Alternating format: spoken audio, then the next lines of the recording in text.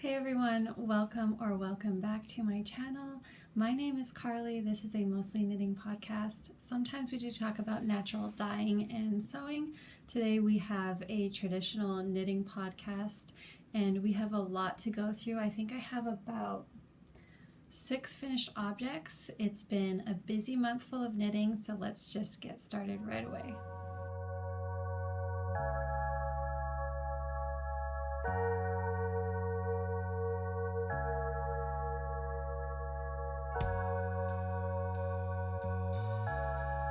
Okay, let's just start with what I'm wearing, and which is also a finished object, and this is the Lily top by Yumiko Alexander. This is supposed to have sleeves, and I have made this before with the sleeves, and this was about maybe a year and a half, 2 years ago. And I had some leftover yarn in my stash that was just enough to do a tank version, so that's what I ended up with, but I am so pleased with it. I really love it. I think it turned out really nicely. And I also think I'll be able to use this as like a slip over or a vest in the cooler months and have like a nice blouse underneath or a dress underneath with tights. So I think it'll end up being quite versatile even though it seems like a summer piece. So I'll just stand up here and show you the finished piece.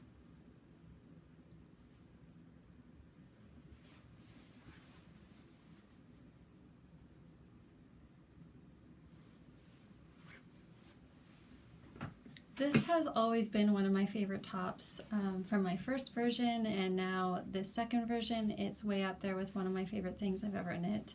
It's actually really surprising because the way of the construction is that it's knit bottom up and also flat in pieces. So it's not something I would typically want to knit on construction wise, but for some reason this one does not bother me.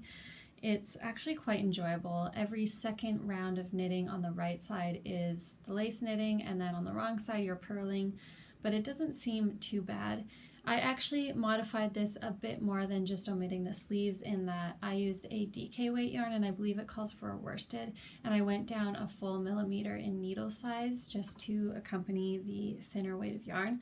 I did not adjust any of the stitch counts for this because I made a version of this already. I knew that it was quite wide and oversized fitting, so I thought that if it makes it a bit smaller in the width, I'd be happy with that, and that's what it did. It's less boxy and oversized than my original version, so I'm quite pleased with that. I did use some Juniper Moon Zoe in the color Sage for this. So this is a 60% cotton and 40% linen. I had a bunch of this left over because I made the Wooden Enemy tee by Northland about a year and a half ago, and originally I was going to hold that yarn double for that top, but then the gauge was just not right, so I ended up holding it single, and then I had all this extra Juniper Moon Zoe, and it ended up being perfect for this top. I only have a tiny little bit of yarn left, and I think I could get maybe a couple of scrunchies out of it, and that would be really nice to get that yarn out of my stash. It feels so good using leftovers, and I don't know about you guys, but it just feels like a huge accomplishment when you pull from your stash and use leftovers from previous projects and you know that they're not going to waste. It feels so good. So what else can I tell you about this top? I've got my notes here. I started this August 13th and I finished September 1st, so it was quite a quick knit for me. I did really enjoy it. It's almost like addicting to knit on this for me. I love the lace repeats. It's super easy. It actually looks like quite complex and maybe more on the difficult side of knitting for technique wise, but once you're in it, and if you're new to lace knitting, I actually would recommend this. It's not that difficult. It's quite easy, and as long as I separate the repeats with some stitch markers on my needles, then it's smooth sailing for me. If I don't do that, I do usually have trouble and end up screwing up the lace repeat a little bit, but I find that having those markers are really helpful, especially if you're newer to lace knitting. So I would give this a go if you're interested in any lace knitting but haven't done too much. It's quite fun. And I will show you the side seams here, and I'm really pleased with how they turned out. I tried to match them up with the patterning, and I think it worked out pretty well. Yeah, so that's pretty much all I have to say about this. I've been wearing it a ton. It's amazing. It looks good with jeans, like with how I'm wearing them today. I've worn them with long skirts. I haven't tested it out as a slipover yet, but I'm hoping that the armholes aren't too tight, that a blouse, arm sleeve can still fit under there comfortably without any bunching, but we will see. And I might actually have to sew up some blouses that will be perfect for underneath this, and I'm excited for that. I think that'll look really cute. Okay, my second finished object is the Strange Brew sweater by Tincan Knits. So if you were here for the last podcast episode, you'll know that I was making this for my good friend Milen. She and I came up with a trade, a little deal, and that I would make her this sweater. And it turned out really, really well. I've already gifted it to her a couple weeks back, but I did do a little photo shoot with her, so I'll put some pictures up here on the screen to show you what it looks like, and I could not be more pleased with this sweater. This is a top-down or bottom-up sweater. This particular pattern, the Strange Brew, Tincan Knits gives you basically a whole recipe on how you can make your own colorwork sweater. So it's ages from like baby all the way to like large man sizes, and you can do bottom up or top down. I did top down, and I did the DK weight version. And then with this pattern, you can also choose different colorwork motifs and arrange it however you like. They kind of tell you, okay, now you have this many stitches on your needle for the size you're doing. You can use any motif that has like a 6-stitch repeat or an 8-stitch or whatever it may be, and then that'll fit perfectly into your stitch count. So they give you a bunch of different charts that you can pick and choose from, or you can put your own in there, and it's just really fun, and it feels a lot more creative than just following a regular knitting pattern. It just kind of feels like you're a part of the design process, which I really, really enjoyed. So I started this July 31st and finished it on September 11th. My goal was to finish this on September 13th, so I was ahead of the game by 2 days, which felt really, really nice. I wanted to give this off to my friend before her birthday, which was September 24th, so I think we met around like the 15th or so and was able to give it to her, and it fits her perfectly. She was absolutely loving this sweater, and that makes me very happy. I love to see her wearing it. And we had a great time doing the photo shoot for it too. We went out to this beautiful park where we've been going since our high school days, and she grew up near this park. Anyway, so we always do photo shoots out there, and it was really fun. We got a gorgeous fall day for it, and it was beautiful. I guess technically it was still summer, but it felt like a fall day, and it was really beautiful. So if you missed the last episode where I was talking about this, she gave me a lot of freedom for this sweater. She picked out her colors and the main color, but for the contrast colors, she said just do whatever you want with them. She chose her colorwork motifs that she liked, but did not care what order they were in, so I had a lot of fun playing with the color and the colorwork motifs. A lot of the motifs that were given and that I used were designed for two contrast colors, and a lot of them I modified to make them up to 3 or 4 contrast colors. And so that was really fun because most of my colorwork knitting has been only 2 colors, I believe, so I had a lot of fun working with 4 colors and just seeing how the colors play together and how the motif looked so different compared to like the 2 color versions. And I don't know, I loved the process. It was so enjoyable. And sometimes when I'm gift knitting, I can kind of lose steam on it. I get really excited at the beginning, but then kind of knowing that this is going to someone else, I start to lose a bit of steam and enthusiasm for the project. But this time I did not. I really just enjoyed every stitch of this, and it was so enjoyable to work on. And I would definitely, I highly recommend that pattern. I've already used that pattern again, which I'll show you after this.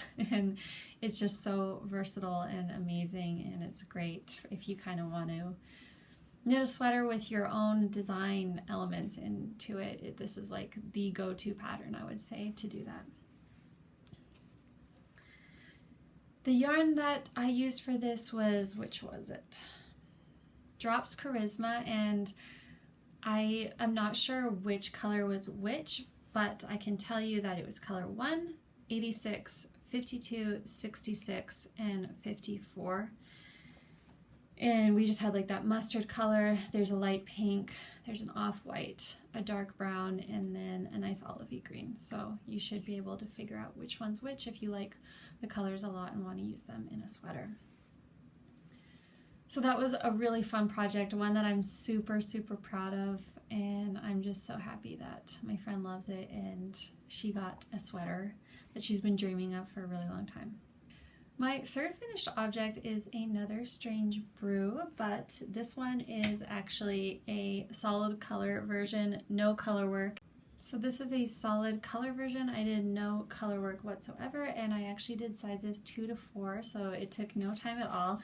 This is going to be a gift for my little nephew who's turning 1 in just a couple of days. It's really fun. My birthday is October 1st, which is tomorrow at the time of filming, and his birthday is October 3rd. So we're super close, and he's turning 1, and so I thought I needed to knit him a sweater. I knit his sister a cute little vest for her first birthday, so it was time that he got one. And I used Noro Natsumeki in the color 6, and this was gifted to me by Knitting Fever. So here is the tag here.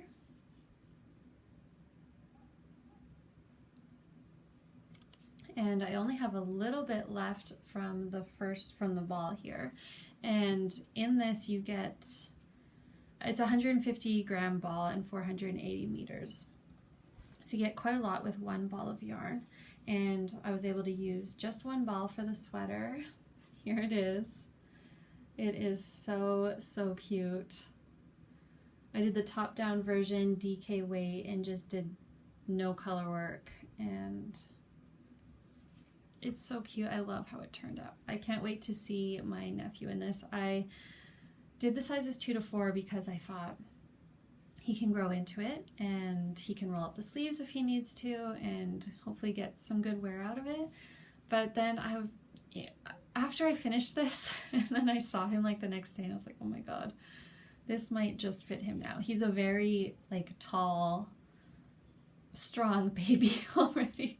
So this, this might already be a good fit for him. But we'll see. Sometimes I'm bad at gauging that. I'll find out in a couple of days when he gets this at his birthday party. But I'm hoping that it's a good fit, and I'm hoping that it is a little bit oversized so he can get at least a couple months wear out of it. But what the good thing is that we're in fall now and we're approaching the cooler months, so it's a perfect time to gift him a sweater, and I think he's going to look absolutely amazing in it. He's got the most amazing blue eyes, so these bits of blue will just bring out his eyes so much. And what's really great about this yarn, and I did not mention, it's 60% cotton, 25% silk, and then 15% polyamide, and it is so soft.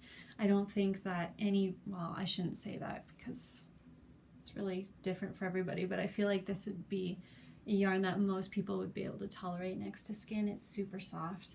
It feels mostly like silk content to me, and it's so weird. I'm always like tripped out that there's cotton in here. It doesn't seem like that at all, but I think this will also just be a really nice fabric next to like delicate, soft baby skin. And unfortunately, my sister will have to hand wash it, but I just thought that this colorway was perfect for my nephew, so I really wanted to use it for him. I really enjoyed working on this because of all the different colors. Noro is so amazing for that. It just brings up so many different beautiful colors and they work so well together. It's kind of cool too, so like the larger circumference here we've got tinier stripes, and then in the smaller circumference we've got some larger chunks of striping. And I really like this big chunk of blue over here, and then this darker piece down here. I think this color is going to look so good on him, and I just know it'll make his blue eyes pop. I think he's going to love it, and I know his parents will love it too. So I'm very happy to be able to knit to my nephew this sweater, and even though he's like so little, he won't be able to appreciate it really. I think it'll just be a nice keepsake for him to have when he's older and, you know, be put into his baby box, and maybe one day he can gift this to his future children and they can wear it. This one was a quick knit for me. I started this September 17th and I finished on the 25th of September. I was finishing up a lot of projects and I knew I had to get this sweater done, but I just could not start it until I wrapped up some other projects. So I rushed myself a bit, but we got there and it's ready. I wanted to also have it ready and done so I could film this podcast and have at least one strange Brew sweater to show you in person here and not just another photograph of it. So I rushed myself a bit, but it was really enjoyable to work on and I'm so happy to have it done. I can't wait to gift it to him and I'll keep you all updated on how that goes on the next episode. The next item is what I'm calling Airy Shawl. It's self-drafted. This one is made from Queensland Collection Dungarees Rainbow Tweed. This was also gifted to me by Knitting Fever. I'm just trying to find the tag here. I know I have it. Anyways, it's the color Peridot and it's actually the leftover yarn from my Sabai top that I made a few months back, or a couple months back. With the Sabai top, I knit it double-stranded. This one I held just single, so it gives it the most amazing drape. And here is the shawl. This shawl is just a little shawlette. It's self-drafted but super simple, and if you wanted to make something similar, I just did like a triangular shawl pattern. So there are lots of triangular shawl patterns for free on Ravelry that you could use as a base, and I just did garter stitch throughout. For every increase on the edges and for the center spine here, I just did a yarn over. And then I did 16 rows of garter until I did an eyelet row, so a yarn over and knit two together. And then I finished it off with this picot bind off here. I love this little detail, it's so delicate and cute. And I knit this for my sister's mother-in-law. She loves all my knitting and she just has done a lot for myself and my boyfriend, so I thought it would be really nice to gift her this. And I will be giving it to her at my nephew's first birthday, which will be in a few days, so I'm excited to gift this to her. She has no idea that she's getting it. I think it'll be a really nice surprise for her, and I think she'll like the color. I hope so. She mostly just wears black and white, but I know she does have a sweater in this color, so I didn't want to go out and buy new yarn. I wanted to use yarn from Stash, and I thought that this would be a good option for her because it's a nice pop of color for her, but it's not too out there, it's not too bright, it's still pretty neutral in my opinion, so I hope she feels the same way. This just has the most amazing drape. Look at this. I love it. It can be, like I said, it's so airy. It's the Airy Shawl. And it just, it can be just, drapes over so nicely on your shoulders. It also looks really cute just tied like this. I really love that look too. So if she's unsure of how to style it, I kind of been playing around with it and I can show her some ways, but yeah, I'm very happy with this. This was a quick knit as well, if I didn't say. I started this September 11th and then I finished on September 16th. So it was a 5-day project, but I really pushed through. I really wanted to get this done. I was supposed to go on a little weekend getaway where she would be, and I wanted to gift it to her then, but I ended up not going. So I rushed through this project, I guess, for no reason, but it's really nice to have done now that I'll be seeing her in a couple of days and I don't have to stress about anything. It's all done. My next finished object is a pair of socks, and these are just some vanilla socks that I've been working on. They're top down and a short row heel. I'm using this gorgeous sock yarn. I'm not sure on the pronunciation, so I'll just show it here. And the color here is Alchemy. And this was kindly gifted to me by Knitting Fever. Here are the socks. These have been my summer socks that I've been knitting at festivals and birthday celebrations and camping trips, and I just have a lot of fun memories attached to them. They're super simple, again, just knit 2, purl 2 for 20 rounds. I'm not sure how many rounds for the leg, and then in fun, easy short row heel that I love to do, and a wedge toe. I've been working on building up my hand knit sock collection, so I have another pair to add to that. I've been really enjoying just seeing that collection grow a little bit more, and I will, I think, always be working on that collection and trying to build it up in my wardrobe. These feel really nice, and I just love how this color knit up. I think it's really beautiful, and it's not an overwhelming variegated yarn. Sometimes I find that variegated yarn that's highly contrasted can be quite overwhelming for the eyes for me, and I love how these soft colors just really play and blend together so well, especially like right here. You can just see they look so beautiful there.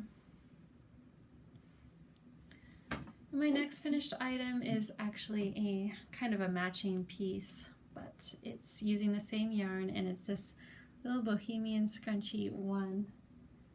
And this is by Hawre Gyth. I'm not sure on the pronunciation, but as always, everything is linked below. It has a little bit of lace detailing there and a little tiny ruffle around the end. I did the smallest size here, and this was just perfect. This was a really quick knit. It only took me from September 2nd to the 3rd, and it was really nice to just have a quick knit that would be done in an afternoon if you want, really. And this is also great if you have really tiny amounts of leftover yarn. You can easily whip up a scrunchie, and then they're also amazing quick gift knits, and they're just also nice if you've finished a really big project and you need something quick to get off your needles. I highly recommend a scrunchie. They're really fun and quick knits, easy, simple. Love them. So yeah, I got a little matching scrunchie sock set there. Okay, that's it for our finished objects, I think. Yes, so let's move on to whips. I showed these last time, and I have one sock done now. I just started the second one, but these are just some fun vanilla socks with some self-striping yarn. I'm using Mud Punch yarn in the color Bean Sleeves for the self-striping, which I'm absolutely obsessed with. And then the contrast is actually my own hand-dyed. I looked into my hand-dyed collection there, and I just thought, wow, this looks so good together, so I lucked out there. I'm doing knit 2, purl 2, cuff, 20 rounds, stockinette, tube, and then doing an afterthought heel. I really love doing afterthought heels for self-striping because you can put in the heel between two stripes and it just looks so good. So these have just been my mindless knit if I need something to work on while I'm trying to pay attention to something, or, you know, in the passenger seat while driving. This is all I have left, or started, of the second sock, but there's no rush on these whatsoever. I'm just wanting to have a simple project available to me and that I can pick up whenever I feel the need. This is the self-striping yarn all caked up. It's always fun to see self-striping yarn caked up, I think. It just blows my mind how the dyers can do self-striping yarn like this. It's amazing. It must be very labor intensive. Yeah, it's crazy to me. But I'm so glad that some dyers do it because I love working with self-striping yarn. It makes it so easy. There's no ends to weave in. Well, other than your, you know, beginning and end, but just makes it so easy to have striped socks. I love it. I'm obsessed with these. I can't wait to wear them. And to add more socks to my hand knit sock collection. Okay, where's my, oh, here it is. My next whip is a big one. This is actually a Petite Knit design, which is exciting because I've only ever done her Sophie scarf and then some baby knits, like one baby knit from her. And you know, she's obviously an extremely popular knitwear designer, and I do love her designs. I think they're beautiful, but I've always just been called to other designs more than hers. So I've always wondered, like, am I missing out on knitting Petite Knit stuff because, you know, they're so popular? But yeah, I'm finally doing the Northland Sweater here, and this is for my boyfriend Andrew. I'm doing size medium, and we saw this sweater and we thought this would be a great fit for him. It's really, really like clean looking with the lines and the construction. I love it so much. I think it looks super like clean and tidy, and I'll show you here. It's hard because it's scrunched up on the needles here, so you kind of can't get an idea of how big it is, but it's top down. There will be a collar here added after, but the main feature here is this, I believe, saddle shoulder. Hopefully the yarn's not too dark for you to see. And then you go into these increases on either side here for the sleeve. So the lines just look really like thoughtful and beautiful. And let me try and get it here. You can, what am I doing? What am I even trying to show? Okay, here we go.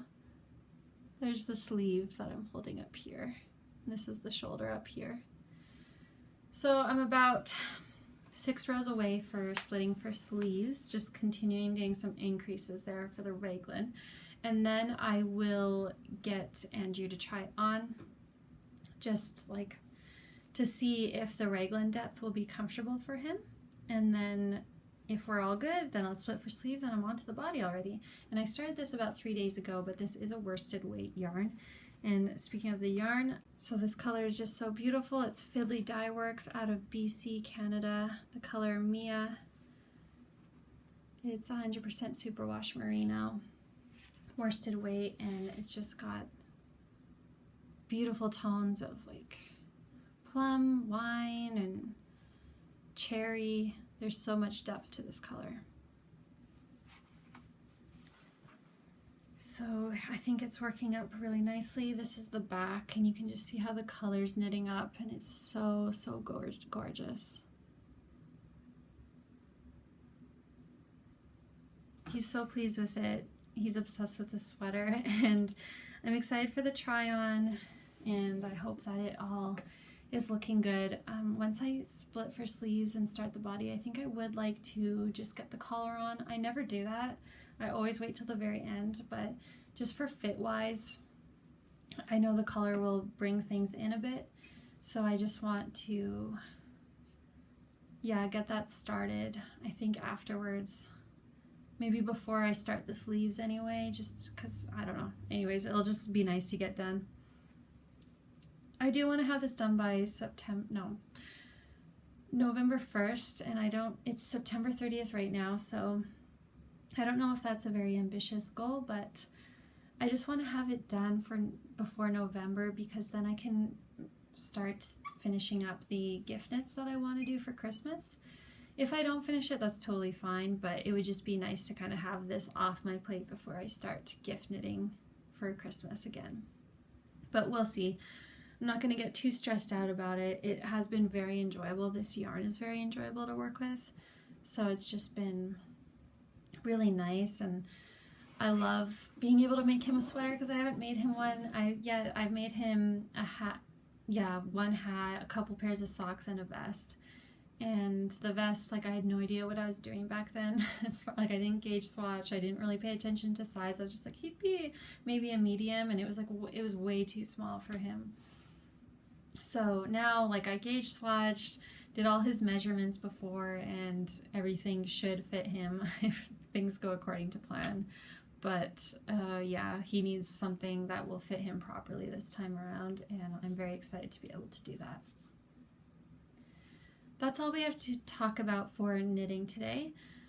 My battery is getting low, so we're going to wrap this up quickly, but I do have some naturally hand-dyed yarns that I'd love to share with you. And these are all dyed by myself. They're all on 100% BFL wool, like a heavy fingering sport weight wool, and using flowers from my mom's flower farm or plants that I foraged from the wild, or sometimes a bit of kitchen scraps. So here are 3 that I want to show. They all started like this. These are hollyhocks and marigolds. I love the speckling on this. The one in the middle here had a brief stay in the iron bath, and then the one here, here had a longer stay in the iron bath.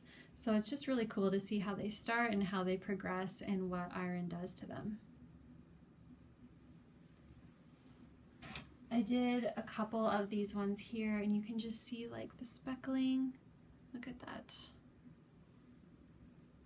Beautiful blue. I think these are really fun.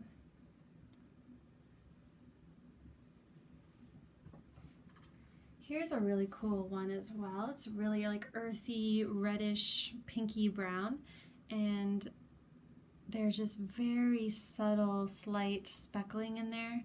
You can see that those goldy bits and the blues in there. Here is this one caked up.